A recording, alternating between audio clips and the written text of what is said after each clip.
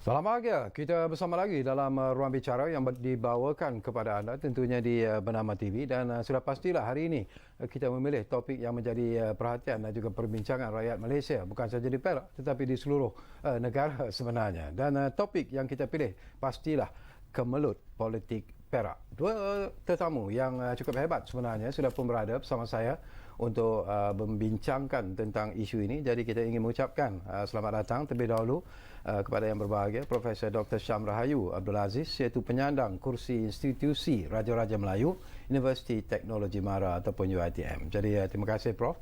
Terima kasih kembali. Walaupun di saat-saat terakhir masih lagi sudi menerima undangan kami. Terima kasih, terima kasih. Dan begitu jugalah kita ingin mengucapkan setinggi-tinggi terima kasih kepada seorang lagi tetamu iaitu yang berbahagia Encik Azmi Hassan yang merupakan seorang geostrategis yang tak asing lagi. Jadi Tuan Azmi, terima kasih banyak-banyak. Last minute dia orang telefon untuk program ini kan? Sebab dia kata host dia Syakawi. Macam mana nak tolak kalau host dia Syakawi? Ya. Dan kandingan yang saya kira cukup jitu sebenarnya. Dan kepada anda, mungkin anda juga ingin berkongsi pandangan dan juga pendapat berkaitan dengan isu ini. Jadi kami memberi ruang dan peluang kepada anda melalui dua talian yang kami sediakan, iaitu 0326979768 dan juga 0326979767. Dan seperti biasalah, anda juga sebenarnya boleh mengikuti kami secara live di FB dan juga di YouTube Bernama TV. Baik, kita mulakan dulu bersama dengan Prof. Dr. Syam Rahayu. Menarik apabila saya membaca tadi statement yang dibuat oleh Prof sendirilah. Apa yang berlaku di Perak itu dianggap sebagai sesuatu yang unik. Apa sebenarnya yang unik itu? Terima kasih Syakawi. Kalau kita lihat kepada istilah undi percaya itu sendiri pun sesuatu yang agak baru pada masyarakat kita, walaupun ia sebenarnya sudah menjadi amalan perlembagaan yang sudah sekian lama. Mungkin kerana kita mendengar istilah itu beberapa, mungkin tahun lepas lah kita pernah mendengar istilah itu. Tapi yang uniknya di Perak ini ialah kerana pada saya nampak dua perkara. Pertama, undi percaya itu gagal. Kalau sebelum ni ada juga undi percaya apabila berlakunya pertukaran Perdana Menteri dalam keadaan tiada pilihan raya. Contohnya semasa Kerajaan Barisan Nasional dahulu, pertukaran leadership atau ketua kerajaan itu berlaku bukan kerana pilihan raya, bukan kerana hasil daripada pilihan raya. Dan ini telah berlaku di negara kita bahawa ada undi percaya. Jadi itu tidak pernah gagal. Jadi yang gagal ini ada satu keunikan lah. Dan yang paling unik lagi satu sebab dia kata, kalau kita lihat kepada undi percaya ni, ia pada kebiasaannya dalam amalan perlembagaan yang berlaku di Westminster tu, ia dilakukan oleh pihak kerajaan. Untuk menunjukkan ianya adalah satu kepercayaan. Contohnya apabila kerajaan telah tidak dapat meluluskan suatu polisi atau satu rang undang-undang, telah gagal dalam mendapat undi untuk diluluskan oleh Dewan, maka kerajaan akan mengusulkan satu undi percaya. Biasanya dilakukan oleh kerajaan undi percaya. Tapi pada kali ini saya nampak apabila mendengar laporan dan juga membaca berita-berita ini menyatakan bahawa ia adalah gabungan antara pihak kerajaan dan juga pembangkang untuk membuat usul undi percaya tersebut Jadi inilah yang saya katakan ia agak unik dan berbeza dari segi amalan sebelum ini dalam konteks amalan perlembagaan berkaitan undi percaya. Saya nak petik Azmi daripada apa yang disebut oleh Prof. Dr. Syam Rahayu lah. Dia ada dua sebenarnya macam disebut oleh Prof tadi, undi tidak percaya dan undi percaya. Tetapi ada juga pihak tertentu yang mengatakan sekiranya menggunakan undi tidak percaya, itu mungkin tidak akan membawa impak ataupun kesan seperti apa yang dijangkakan ataupun apa yang mereka harapkan. Jadi mereka bertukar kepada undi percaya untuk memberi keyakinan bahawa seolah-olah sesuatu yang menarik mungkin akan berlaku di DUN, dan mungkin itu juga dianggap sebagai sokongan kepada menteri besar yang sedia ada. Apakah itu taktik yang digunakan? Prof.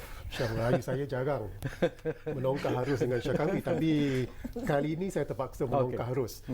Kerana kenapa dikatakan undi percaya adalah kerana seperti kata Prof tadi, daripada kerajaan, daripada ahli DUN kerajaan. Jadi nampak peliknya kalau kerajaan sendiri nak dikatakan mengundi tak percaya kepada Menteri Besar sendiri. Tapi kita tahu taktik strategi itu kita tahu dah. Walaupun diberi undi percaya, tapi kita tahu di belakangnya apa maksudnya kita dah semua tahu sebenarnya. Dan kenapa dibenarkan speaker membenarkan. Kerana speaker itu daripada UMNO. Itu tak dapat disangka lagi. Jadi dalam hal ini sama ada undi percaya ke undi tak percaya, tapi hasratnya sama. Iaitu untuk menentukan bahawa sama ada Menteri Besar Perak itu ada sokongan majoriti ataupun tidak. Jadi memang betul bahawa perkara ini unik kerana kita tahu bahawa dalam Menteri Besar hanya mendapat 10 dikatakan sokongan sahaja.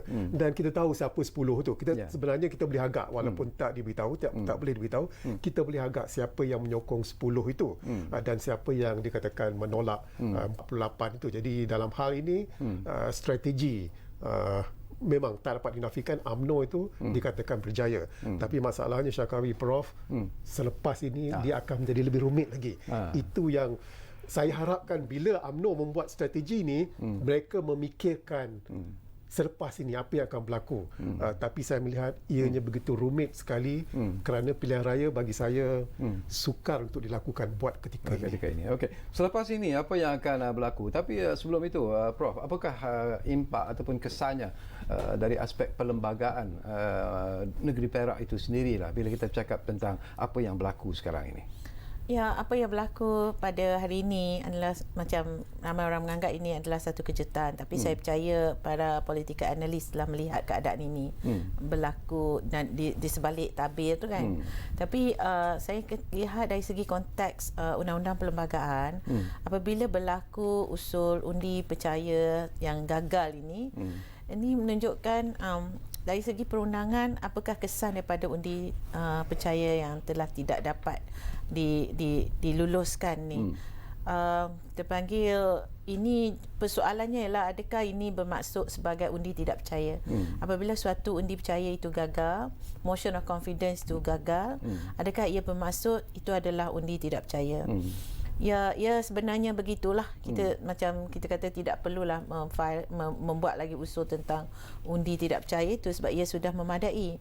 So dari segi kesan perundangannya ialah speaker akan memaklumkan kepada ke bawah duli kepada Duli Yang Maha Mulia Sultan Perak.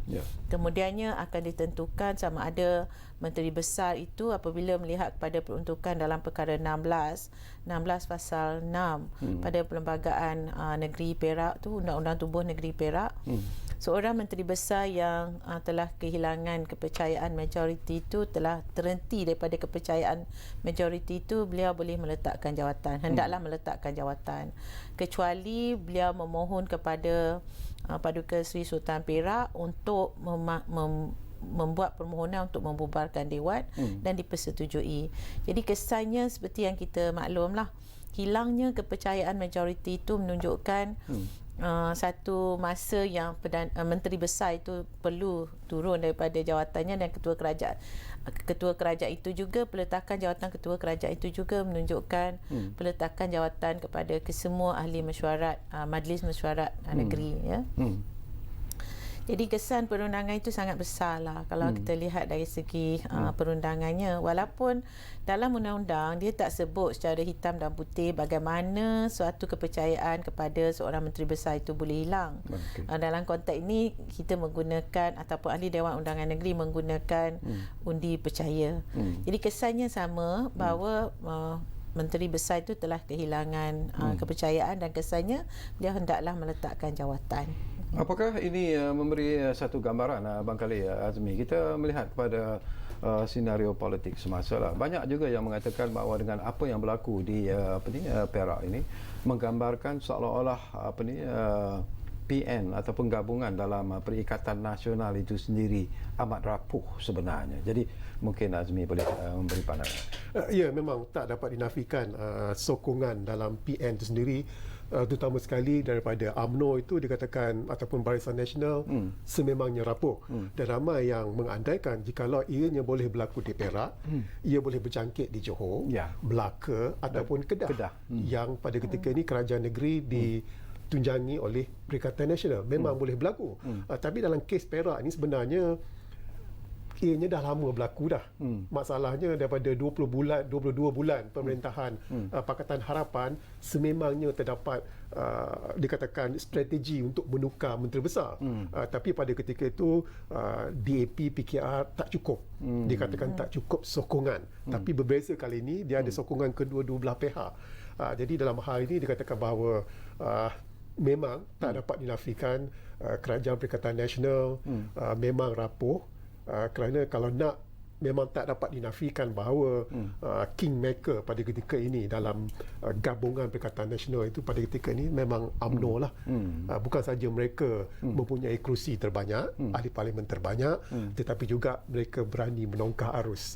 Dan juga walaupun saya kurang setuju apa yang berlaku di Perak ni, mereka berani melakukan sesuatu yang mananya kita tak tahu pengakhirannya apa benda, tak tahu lagi. Berani menongkar arus itu pun menarik Mi. Tapi kalau kita lihat pada statement yang dibuat oleh Datuk Ahmad Maslan hari ini, dia mengatakan bahawa UMNO akan terus memberi sokongan kepada gabungan PN dan UMNO akan terus menyokong PN di Perak. Itu saya pening kepala. Kalau Prof Syamrani macam mana? Itu kenyataan resmi yang dikeluarkan hari ini. Ya, memang betul. Dia akan memberi sokongan. Tapi sebenarnya yang sepatutnya keluar kenyataan itu adalah bersatu. Kerana mereka yang telah dicederakan. Tapi bila UMNO mengatakan akan terus menyokong Perikatan Nasional di Perak itu sendiri, saya tak pasti bersatu juga akan menyokong katakan calon UMNO itu sendiri. Dan di mana kedudukan PAS kan, walaupun ada 3 kerusi saja, tapi pencalonan sokongan PAS itu juga diperlukan. Jadi dalam hal ini memang pening kepala. Kalau Prof Syamrani kata unik, saya kata ini pening kepala. Kerana apa yang berlaku di Perak itu sebenarnya gambaran nasional. Jadi memang menariklah kalau Datuk Ahmad Maslan mengatakan bahawa akan memberi sokongan kepada Perikatan Nasional. Adakah bersatu akan menyokong jikalau calon Menteri Besar itu daripada UMNO? Ini kenyataan resmi yang kita paparkan, kenyataan daripada Datuk Sri Ahmad Maslan. Tapi tak apalah, kita jangan pening kepala. Kita dah cuba dapat gambaran yang lebih jelas, Prof. Selepas ini, apa yang akan berlaku, Prof, dari segi perlembagaan, dan apakah DUN itu akan dibubarkan sepenuhnya? Ya, pilihan yang diberikan oleh undang-undang kepada Menteri Besar itu meletakkan jawatan atau permohonan untuk membubarkan Dewan kepada membubarkan Dewan, memohon kepada Kebawah Duli Paduka Sultan Perak untuk membubarkan Dewan ataupun tidak. Tapi kita baca juga kenyataan yang dibuat oleh Amat Berhormat Menteri Besar tu bahawa beliau tidak mahu membubarkan Dewan, tidak mahu memohon untuk membubarkan Dewan. Itu satu pilihan yang ada ya. Tapi sekiranya beliau membuat permohonan untuk pembubaran Dewan, itu pun masih belum tentu lagi dibubarkan Dewan itu. Sebab kalau kita ikut dalam peruntukan perkara 16 tadi, 16 pasal 6 pada Undang-Undang Tubuh Negeri Perak itu adalah juga ia merupakan hak untuk Menteri Besar itu sekiranya beliau mahu memohon. Dari segi undang-undang kita tak boleh sekat sekiranya Menteri Besar itu mahu memohon, tetapi atas perkenan Kebawah Duli Paduka Seri Sultan Perak juga untuk membubarkan atau tidak membubarkan. Kerana itu adalah kuasa budi bicara baginda. Kita ingat juga sejarah negeri Perak tahun 2008 2009 ya, apabila almarhum Sultan Perak tidak memperkenan permohonan untuk pembubaran Dewan. Itu menunjukkan pembubaran Dewan itu walaupun dimohon oleh Menteri Besar, ia adalah kuasa budi bicara, dan keputusan kes mahkamah tentang itu sangat jelas ya. Jadi di sini possibility atau kemungkinan untuk pembubaran Dewan tu masih lagi tertanya-tanya sekiranya Menteri Besar memohon untuk pembubaran Dewan tu. Jadi dari segi perundangannya memang dibolehkan untuk membuat permohonan ya. Wajar atau tidak wajar dalam keadaan semasa itu persoalan lain ya. Jadi persoalan perundangannya ialah beliau diberikan peluang untuk memohon pembubaran Dewan tersebut ya. Sekiranya beliau tidak mahu, seperti yang saya nyatakan tadilah, beliau boleh letakkan jawatan. Jadi secara keseluruhannya sekiranya Dewan dibubarkan, sememangnya perlulah pergi kepada pilihan raya umum, kecuali diisytiharkan darurat dan sebagainya dalam konteks dalam konteks pandemik semasa kan. Tapi sekiranya beliau meletakkan jawatan, pastinya ke bawah duli hendaklah melantik seorang lain yang untuk dilantik sebagai Menteri Besar. Dari aspek perlembagaan juga Prof, saya ingin penjelasan sebenarnya. Sekiranya seseorang Menteri Besar itu meletakkan jawatan, apakah ahli-ahli dalam ahli-ahli Exco dalam Dewan Undangan Negeri itu masih lagi boleh berfungsi ataupun tidak? Tidak, mereka dikira telah meletak jawatan bersama dengan Menteri Besar. Walaupun dalam konteks undi percaya yang gagal itu adalah undi percaya terhadap Menteri Besar sahaja. Tapi sebab ni dalam konteks amalannya biasanya undi tidak percaya atau undi percaya itu hanya kepada Menteri Besar atau Perdana Menteri pada peringkat persekutuan lah. Kita tak perlu kata tidak percaya kepada keseluruhan ahli Exco tu. Sebab bila orang kata kalau bila dah terputus kepalanya dah habislah selamanya. Betul-betul. Jadi meletak jawatan seorang Menteri Besar atau Perdana Menteri itu maksudnya letak jawatan sekabinet lah. Sebab dalam undang-undang pun dia menyebut tentang peletakan jawatan itu adalah meletak jawatan seluruh ahli mesyuarat. Okey, Azmi, sesuatu yang menarik jugalah alasan yang digunakan oleh UMNO untuk menolak Ahmad Faizal Azumu sebagai Menteri Besar ialah kerana dia dikatakan terlalu banyak berpolitik dan tidak menumpukan perhatian kepada kebajikan rakyat Perak itu sendiri. Apakah alasan itu boleh diterima? Memang tak dapat dinafikan. Sememangnya. Pertama, dengan hanya mempunyai 5 kerusi itu, tidak sepatutnya Menteri Besar dikatakan kalau nak dikatakan secara ekstrim ni, itu adalah politik divide and rule. Jadi seperti katakan pelantikan adun daripada UMNO sebagai setiausaha politik itu dikatakan perkara yang tidak boleh diterima oleh UMNO itu sendiri. Dan sebab itu dikatakan berlaku apa yang ni. Jadi kalau Syakawi bertanya kepada saya, memang dikatakan bahawa sebab itu kita ingat semasa 22 bulan Datuk Seri Ahmad Faizal menjadi Menteri Besar ketika Pakatan Harapan, terdapat dikatakan nak sabotaj, tapi tak menjadikan, tak cukup sokongan daripada PKR, DAP cuba menukar Menteri Besar, tak cukup.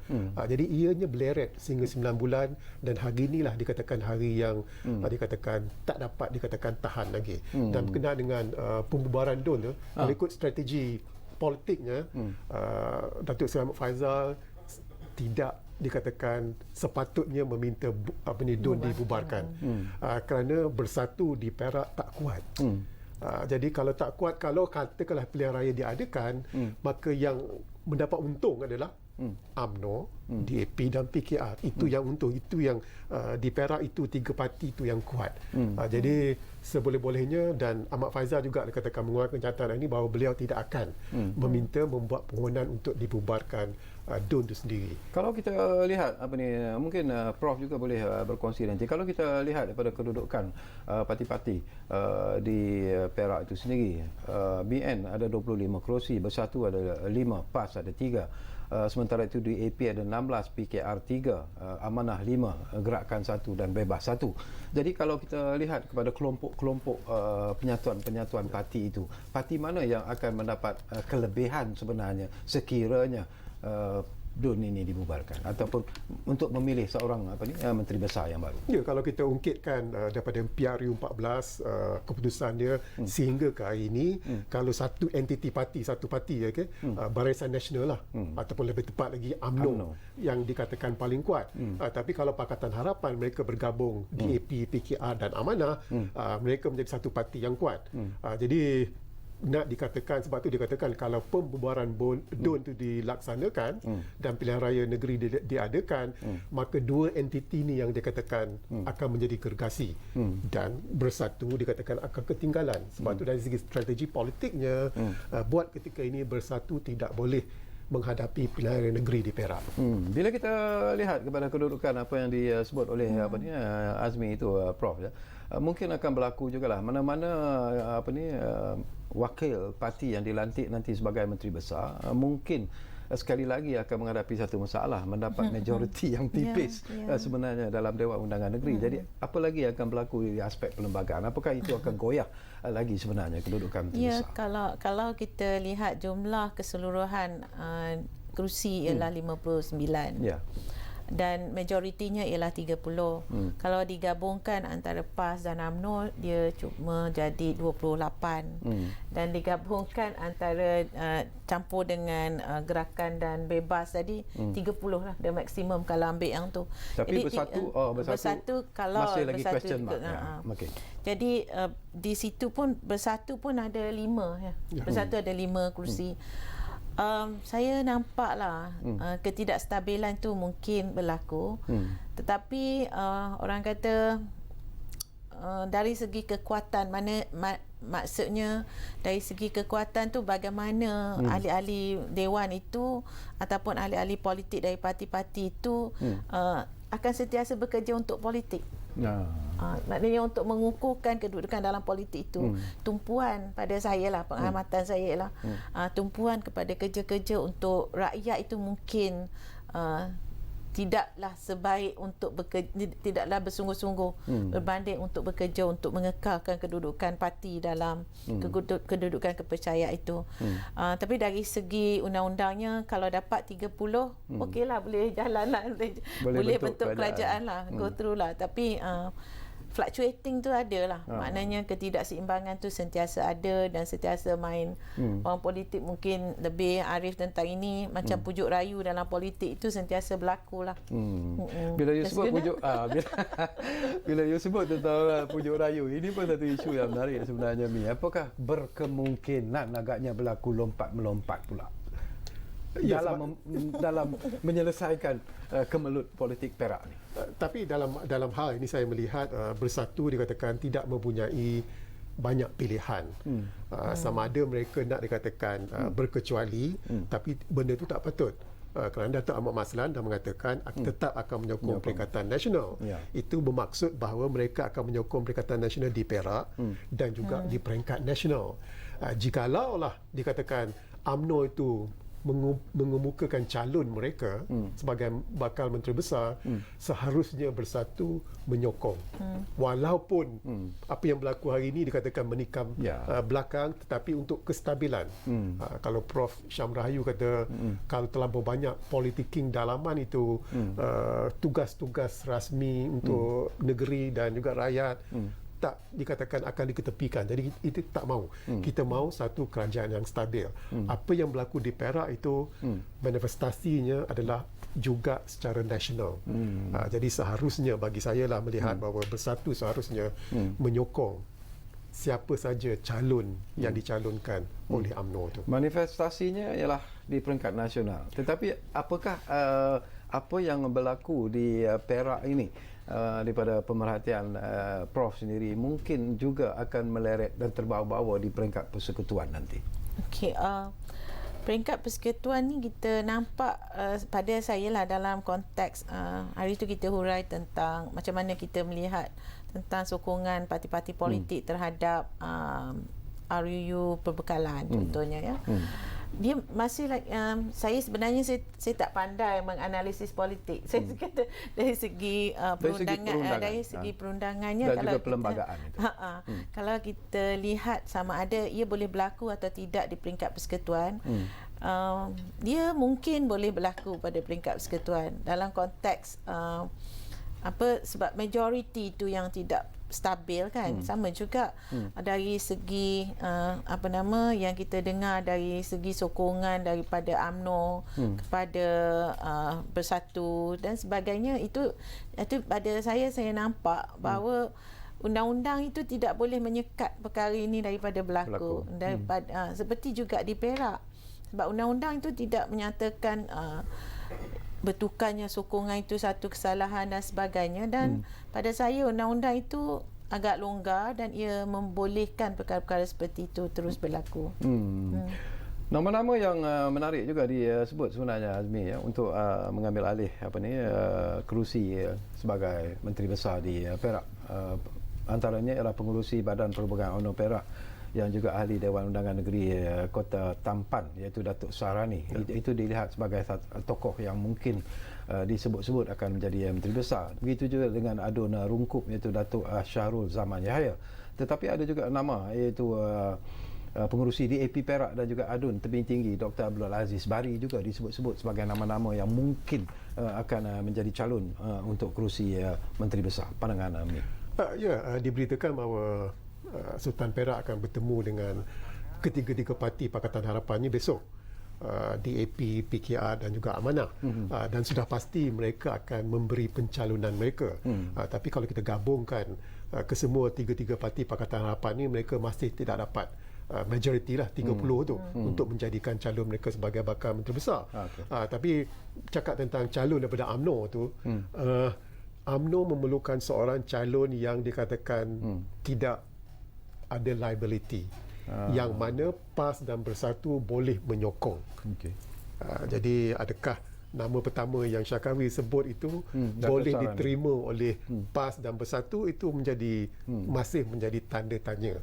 Tapi bagi saya adalah UMNO mempunyai hak dari pihak Pakatan Nasional untuk mencalonkan siapa calon mereka. Tapi bagi UMNO di sini, mereka perlu sokongan daripada Bersatu sebenarnya dan PAS. Sebab itu calon itu penting, individu itu penting. Okey, kita ambil satu panggilan yang ada di talian kita sekarang ini. Abdullah Osman dari Seremban Negeri Sembilan sudah pun ada di talian kita sekarang ini. Assalamualaikum Encik Abdullah. Waalaikumsalam. Ya. Dan juga independen ada 2-3 perkara lah. Okey. Minta independen beri pencerahan. Yang pertama sekali, yang herannya macam mana DAP boleh sokong BN, iaitu UMNO. Apa strategi sebenarnya? Yang kedua, ada yang ramalkan ia akan menjangkit ke negeri-negeri lain seperti Selangor dan Negeri Sembilan serta peringkat pusat juga. Apa pandangan ahli panel? Dan lagi satu ialah, mungkinkah MB Perak sekarang ini dikekalkan hingga PRN akan datang atas titah baginda Sultan Perak demi untuk kestabilan negeri? Apa pandangan ahli panel? Terima kasih. Baik, terima kasih banyak-banyak Encik Abdullah Osman dari Seremban Negeri Sembilan. Menarik juga persoalan saya yang dibangkitkan. Soalan yang pertama tu, kalau tanya Prof, memanglah tak adil lah. Jadi kena dapat jawapan daripada Tuan Azmi kita lah. Macam mana DAP boleh sokong UMNO? Bukan DAP, tapi Amanah, PKR juga bersama-sama dengan UMNO. Tapi niat kedua-dua entiti ini berlainan. Kenapa Pakatan Harapan menyokong usul daripada ahli DUN UMNO adalah kerana mereka nak dikatakan membubarkan kerajaan, itu saja. Itu niat mereka. Dan dengan bubarnya kerajaan ataupun tiada lagi Menteri Besar, mereka mempunyai peluang untuk mencalonkan calon mereka. Itu niat Pakatan Harapan, bukan DAP saja. Jadi sebab itu ada ura-ura mengatakan bahawa UMNO akan, kalau tak dapat kerjasama daripada Bersatu dan PAS, mereka akan bekerjasama dengan PKR dan Amanah. Tapi bagi saya itu adalah satu yang amat mustahil sekali. Bagi saya UMNO tiada cara lain, tiada pilihan selain pada memujuk Bersatu dan PAS supaya menyokong calon mereka. Itu saja. Jadi nak jawab soalan daripada Encik Abdullah tadi, itu DAP mempunyai niat lain, UMNO mempunyai niat lain. Cuma caranya adalah itu yang mereka gunakan. Mustahil, itu istilah yang digunakan oleh Azmi. Adakah satu perkara yang mustahil, Prof, kalau kita nak melihat daripada persoalan yang dibangkitkan oleh Abdullah Osman? Soalan yang ketiga tadi, apakah berkemungkinan bahawa MB Perak dikekalkan sekiranya itulah keputusan yang dibuat oleh Kebawah Duli Tuanku? Dalam konteks ini saya nampak Kebawah Duli Tuanku juga perlu berhati-hati dalam isu ini, sebab dia ada keputusan yang telah dibuat oleh demokrasi itu. Keputusan yang dibuat oleh Dewan Undangan Negeri itu menyatakan bahawa sudah hilang dah kepercayaan kepada Menteri Besar. Kalaulah tuanku untuk mengekalkan Menteri Besar atas mata-mata titah tuanku, saya bimbang. Saya bimbang bahawa institusi beraja ini telah telah membuat sesuatu yang bercanggah dengan keputusan yang dibuat oleh Dewan Undangan Negeri. Jadi keputusan yang terbaik pada pandangan saya ialah apabila telah diputuskan hilang kepercayaan itu, kecuali diadakan satu lagi undian dalam Dewan itu untuk mengubah apa yang telah berlaku pagi tadi, atau atau keputusan yang mungkin dibuat ialah eloknya kalau dah dibuktikan hilang kepercayaan itu, hendaklah diganti dengan seorang menteri besar yang barulah untuk dirujuk balik sama ada orang itu mempunyai kepercayaan majoriti dalam dewan atau tidak. Jadi kalau semata-mata untuk tuanku mengambil keputusan menitahkan supaya kekal menteri besar yang sedia ada ini, walaupun undi tidak percaya itu telah disahkan atau telah diakui, saya fikir itu akan menjejaskan kedudukan institusi beraja itu sendirilah. Dalam konteks ini kita perlu melihat kesinambungan, melihat bagaimana harmoninya hubungan antara raja berperlembagaan dan demokrasi berparlimen itu sendirilah.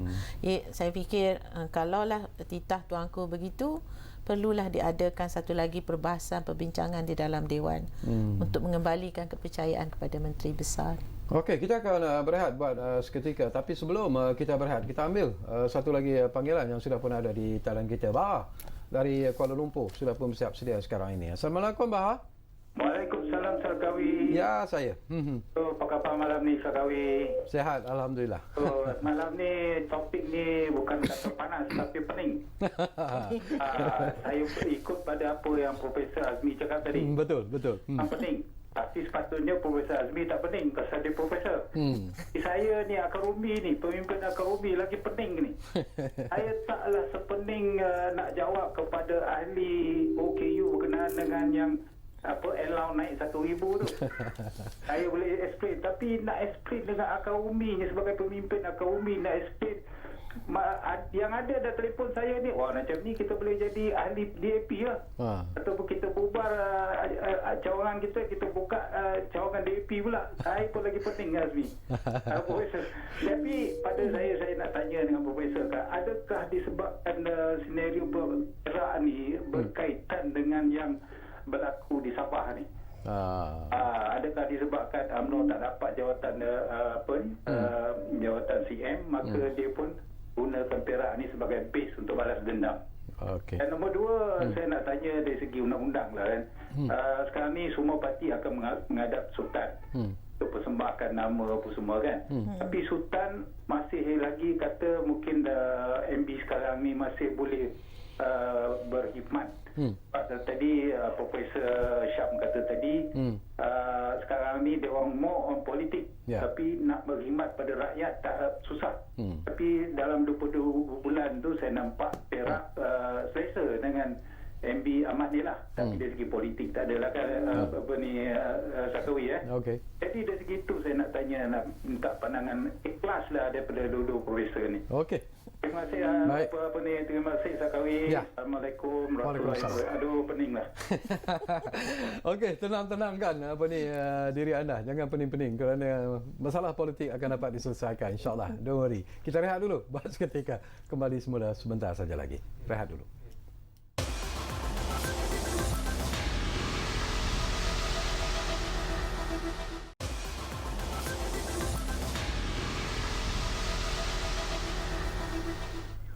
Baiklah, kami berterima kasih kerana anda masih lagi bersama kami di Ruang Bicara ini, dan kita masih lagi bercakap tentang kemelut politik Perak, dan tentunya kita masih lagi bersama dengan dua tetamu hebat, Profesor Dr. Syam Rahayu Abdul Aziz dan juga Azmi Hassan yang berada di studio menemani saya untuk bercakap tentang isu ini.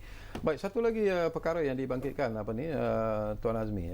Kadang-kadang kalau kita lihat kepada Pakatan Nasional itu sendiri, mungkin kerana UMNO itu terlalu dominan dalam Pakatan Nasional berbanding dengan Bersatu yang dianggap sebagai terlalu adik sebenarnya dalam PN itu, tetapi kerana Perdana Menteri itu adalah orang Bersatu. Jadi apakah itu sebenarnya antara perkara-perkara yang mungkin tidak begitu disukai oleh UMNO bila berada dalam PN? Kita kaitkan dengan soalan Cik Bahar tadi, Perak dengan Sabah itu. Sekali lagi Prof. Syam Rahayu, saya terpaksa tidak bersetuju dengan Sarkawi. Dua kali dah malam ni. Itulah. Bila Sarkawi kata UMNO terlampau dominan dalam Bersatu, dalam PN, dalam Perikatan Nasional, maksud saya sebenarnya terbalik. Bersatu terlampau dominan dalam Perikatan Nasional. Itu yang sebenarnya tidak mengembirakan. Jadi ini ada kena-mengena dengan kenyataan daripada Datuk Saifuddin Abdullah ni, tak elok ada satu parti dominan dalam sebuah perikatan itu. Tapi bagi saya melihat perkembangan politik, kenapa dari segi peringkat nasionalnya UMNO tidak berpuas hati adalah bersatu terlampau dominan. Bukan saja dari segi Perdana Menterinya daripada bersatu, tetapi juga perkara-perkara lain. Itu adalah hakikatnya. Memang tidak dapat dinafikan. Dan di Perak pula adalah kenapa UMNO tak puas hati bukan kerana UMNO ada 25 kerusi dan Bersatu ada 5 kerusi. Saya rasa itu bukan pencetus dia, bukan pemangkinnya. Pemangkinnya nak jawab soalan Cik Bahar ni kaitan dengan Sabah dan Perak ni perkara yang berbeza. Di Perak kerana kepimpinan. Dan juga nak dikaitkan dengan soalan dari Cik Abdullah Osman, adakah ia akan berjangkit ke negeri-negeri lain, Johor, Kedah dan Melaka itu, dia bergantung pada kepimpinan Menteri Besar dan Ketua Menteri itu sendiri. Tapi ini yang kita lihat bahawa 9 bulan sebenarnya perkara ni berlarutan dan seperti yang dikatakan pelantikan setiausaha politik daripada UMNO, Adun UMNO itu dikatakan pencetusnya yang dikatakan UMNO tak dapat tahan lagi. Jadi bagi saya apa yang berlaku di Perak itu adalah bukan kerana UMNO terlampau dominan di Perak, tak ada, tapi betul mereka ada 25 kerusi, tapi mereka masih boleh bertahan, tapi kerana kepimpinan. Itu yang menjadi masalahnya. Bila disebut kerana kepimpinan tu, apakah kerana faktor yang kita sebut di awal tadi? Mereka tidak suka cara kepimpinan Menteri Besar yang sedia ada. Ya, banyak perkara yang dilakukan oleh Menteri Besar dikatakan tidak mendapat persetujuan UMNO itu sendiri. Jadi amat penting sekali Menteri Besar, Perikatan Nasional, Perikatan Syakawi itu agak rapuh, tetapi penting bagi Menteri Besar ataupun Ketua Menteri bagi negeri lain supaya menerajui negeri itu seimbang dan sakma. Maknanya sekata. Itu amat penting sekali. Tapi di Perak ianya tidak berlaku. Jadi itu yang menjadi masalahnya. Apakah ada possibility sebenarnya Prof dengan apa yang berlaku di Perak itu? Mungkin itu akan menjadikan semacam pencetus sebenarnya kepada parti-parti politik terutamanya pembangkang akan membawa perkara yang ataupun melakukan perkara yang sama di Dewan Parlimen nanti, di Dewan Rakyat nanti dalam usaha untuk menjatuhkan Tan Sri Muhyiddin. Kalau kita tengok dalam keadaan semasa lah, kalau di Perak tadi, dia sepatutnya ada pembentangan usul untuk perbelanjaan bagi negeri Perak ataupun perbekalan bagi negeri Perak. Kalau dalam konteks masa pada ketika ini, saya tidak nampak undi percaya itu yang disungguhkan, kecuali apabila RUU perbekalan itu gagal. Barulah ada undi percaya itu yang sepatutnya diusulkan oleh pihak kerajaan untuk mengangkat atau membolehkan undang-undang perbekalan itu, kerajaan itu tidak jatuh kerana gagalnya undang-undang perbekalan. Suka saya kongsi juga bahawa yang saya kata dari awal tadi, mungkin apa yang berlaku di Westminster dari amalan perlembagaan itu, sekiranya kerajaan telah gagal pada meluluskan polisi ataupun meluluskan polisi berkaitan suatu perkara ataupun gagal dalam meluluskan undang-undang, barulah undi percaya itu diusulkan di dalam dewan. Dan ini pernah berlaku. Tapi sekarang ni kalau dekat UK memang dah tidak boleh berlaku dah, sebab mereka memperkenalkan akta fixed term parlimen tu. Jadi di sini kalau kita nak kata dia mungkin berlaku atau tidak di parlimen, ia boleh berlaku. Maknanya nak kata nothing is impossible. Dia tidak ada sesuatu yang tidak memungkinkan. Jadi oleh kerana satu yang saya sebut tadi, iaitu tidak ada undang-undang yang menghalang dan adat perlembagaan itu. Cuma dalam konteks ini, saya nak balik juga ke Perak ni, menyatakan dalam konteks ini, dari segi adat perlembagaan ni sebenarnya kita belum ada lagi dalam negara kita ni. Gagalnya undi percaya tu kita belum ada lagi dari segi keputusan kes. Sekarang ni kita bercakap dari segi amalan saja. Jadi persoalan sama ada amalan itu boleh diterima sebagai undang-undang yang mengikat ataupun tidak, itu suatu persoalan undang-undang. Dan sekiranya berlaku pada peringkat persekutuan pun, itu ada satu persoalan baru lah dalam konteks undang-undang kita. Adakah ia boleh dijelmakan sebagai undang-undang yang mengikat amalan berpolitik di negara kita atau mengikat amalan demokrasi di negara kita ini. Jadi kalau possibility atau tidak ada possibility itu, kemungkinan itu saya tidak boleh nafikan. Ia boleh berlaku di mana-mana juga, berlaku di negeri-negeri lain juga. Saya tidak membaca dari segi politik lah. Saya membaca dari segi perundangan.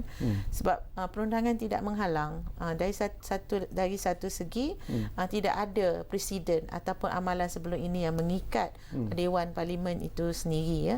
Jadi kalau kita nak kata sama ada undi percaya atau undi tidak percaya, mungkin perbahasan apabila tahap untuk mengundi pada bacaan ketiga nanti, kita akan bincangkan balik isu ini dan akan timbul lagi perbahasan.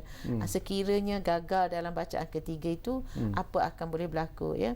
Saya buat prediction dari awal, sekiranya dia lulus tidak ada masalah, tapi sekiranya gagal, apa yang boleh lakukan oleh pihak kerajaan ialah mengusulkan undi percaya supaya supaya gagalnya suatu akta itu boleh dibuktikan dengan adanya kepercayaan. Kesannya sama. Kalau kalah undi percaya itu, maka menunjukkan kerajaan telah hilang kepercayaan. Persoalan datang ialah, adakah itu adat perlembagaan yang boleh mengikat, dan perlukah Perdana Menteri atau Menteri Besar di Perak ini pun menyatakan dia telah sebenarnya hilang kepercayaan majoriti. Ada lagi persoalan-persoalan itulah dalam konteks undang-undang. Kalau dalam konteks orang politik mungkin akan kata itu dah kira undi tidak percaya dah. Tapi dalam konteks undang-undang kita belum ada satu presiden yang diputuskan oleh mahkamah bahawa gagalnya unsur undi percaya itu merupakan undi tidak percaya, satu.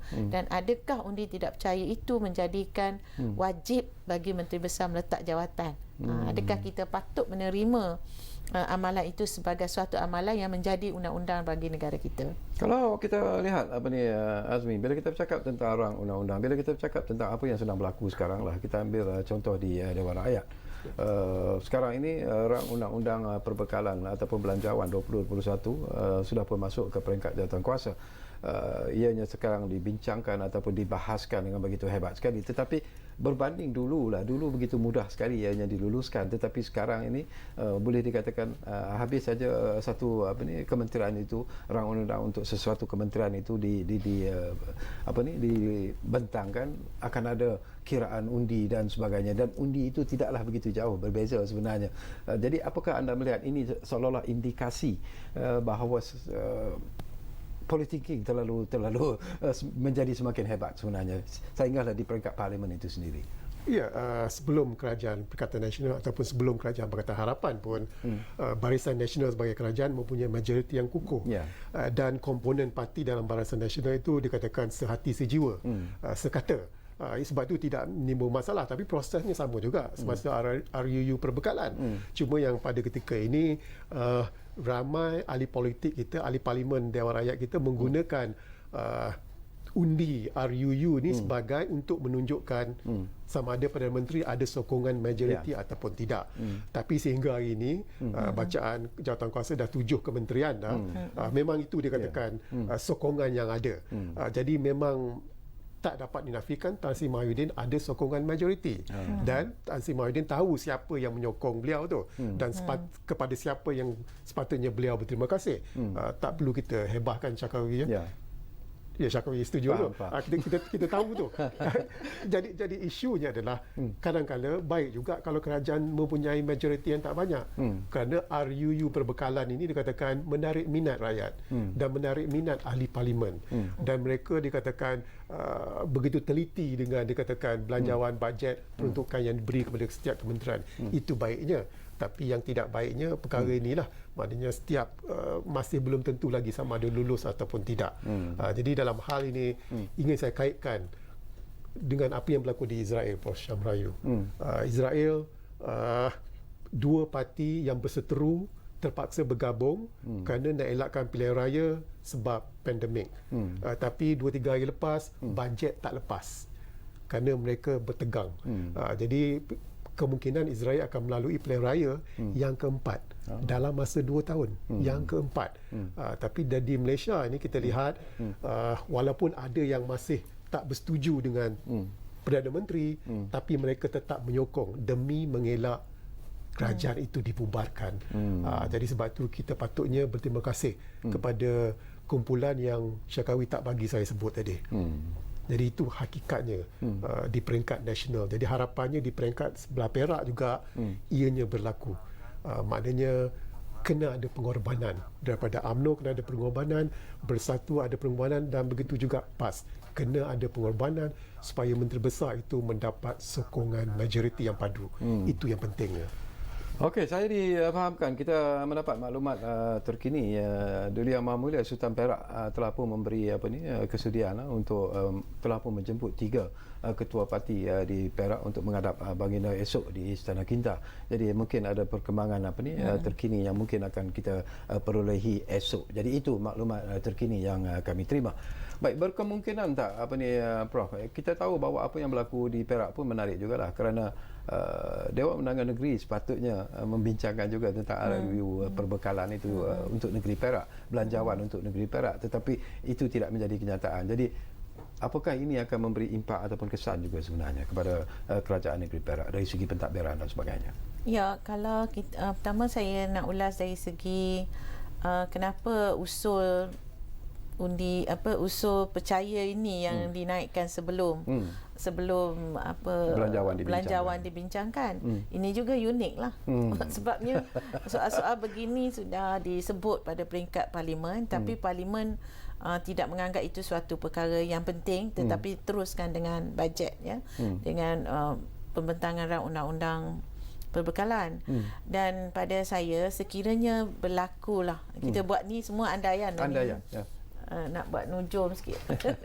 Tapi andaiannya sekiranya berlaku pertukaran kerajaan, ya, mungkin saya nampaklah dalam keadaan 2 minggu ni perlu ditentukan kerajaan baru, ya, dan pelantikan majlis mesyuarat kerajaan yang baru dibentuk, ya, mungkin mengambil masa dalam 2 atau 3 minggu lah untuk settle down, kan. So dari situ perjalanan Parlimen Dewan Undangan Negeri tu untuk pembentangan bajet tu dah hampir penghujung tahun lah.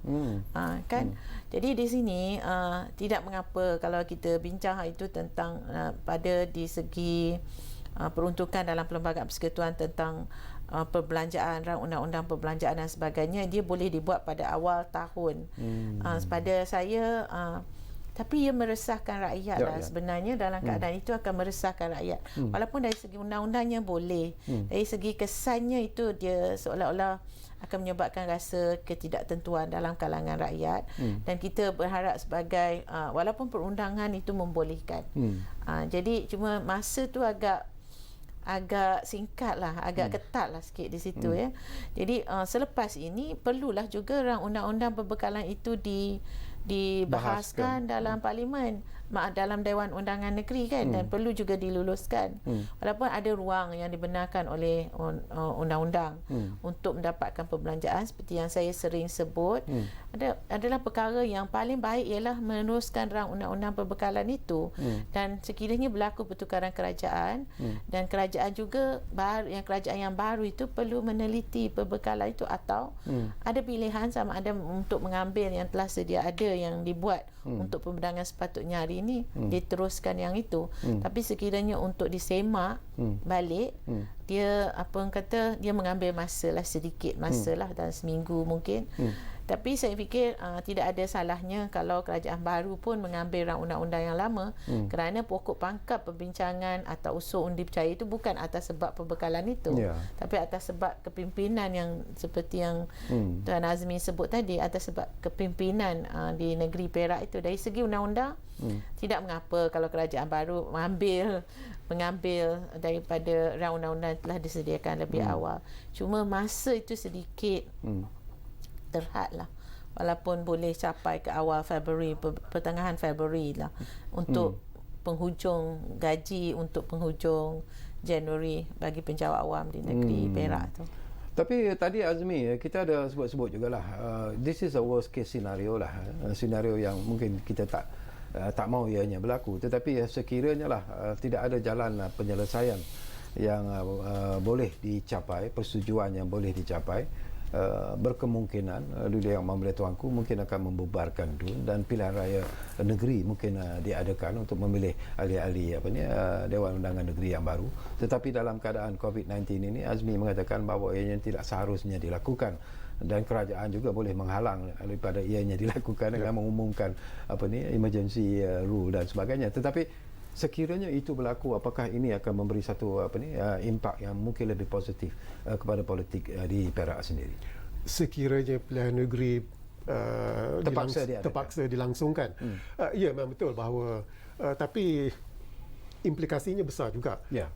Bagaimana pertembungan, adakah pertembungan akan berlaku di antara Bersatu dengan UMNO, dengan PAS? Kerana di peringkat nasional persetujuan belum dicapai lagi, di mana kedudukan pembagian kerusi belum selesai lagi. Jadi kalaulah dikatakan diadakan pilihan raya, bagi UMNO mungkin tak ada masalah, mereka sanggup bersendirian. Tapi bagi Bersatu dan PAS yang hanya mempunyai 5 dan 3 kerusi, itu dikatakan menjadi keperitan pada mereka sebenarnya. Jadi dalam hal ini, kalaulah pilihan raya diadakan tapi minta dielakkan supaya calon menteri besar itu dapat diterima oleh Bersatu dan PAS, tak mahu apa yang melanda Sabah itu dikatakan berlaku sekali lagi. Walaupun dikatakan ini pilihan raya negeri, tapi ini pilihan raya negeri Semenanjung. Orang merata Semenanjung akan masuk ke Perak, jadi itu yang kita nak elakkan seboleh-bolehnya. Jadi Syakawi jangan timbulkan idea ini. Jangan timbulkan idea bahawa pilihan raya negeri itu boleh berlaku. Kita cuba bagi persepsi bahawa kita cuba elakkan. Dan bagi saya sendiri dikatakan sepatutnya tak berlaku pilihan raya negeri. Masih ada ruang untuk melantik menteri besar yang diterima oleh semua ahli DUN di Perak. Dalam hati kecil Azmi sendiri, apakah Azmi yakin bahawa PN akan terus menerajui negeri Perak ataupun mungkin PH akan kembali semula mengetuai ataupun merebut semula jawatan Ketua Menteri, Menteri Besar? Ya, kalau nak ikutkan Pakatan Harapan pun tak mahu pilihan raya kerana mereka berada dalam kedudukan yang agak lemah pada ketika ini. Mereka pun kucak-kacir, malah kucak-kacir daripada Perikatan Nasional. Jadi bagi saya Pakatan Harapan pun tidak mahu. Dan untuk menjawab soalan Syakawi, agak mustahil. Kerana kalau nak diandaikan UMNO melawan Pakatan Harapan tu, 3 parti Pakatan Harapan tu, UMNO dikatakan agak berada lebih kuat sedikit.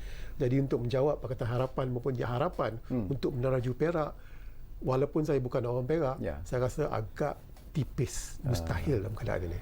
Okey, kita nak sambung lagi tapi masa mencemburui kita sebenarnya, Prof. Jadi apa-apa pun saya cukup berterima kasih kepada Profesor Dr. Syamrayu dan setinggi-tinggi terima kasih kepada Azmi Hassan kerana sudi bersama kita di ruang bicara ini, dan insya-Allah saya percaya dalam apa kemelut politik sekalipun dengan campur tangan duli-duli yang Maha Mulia Sultan-Sultan, saya percaya ini akan dapat diselesaikan, dan begitu jugalah harapan kita kepada kemelut politik Perak itu.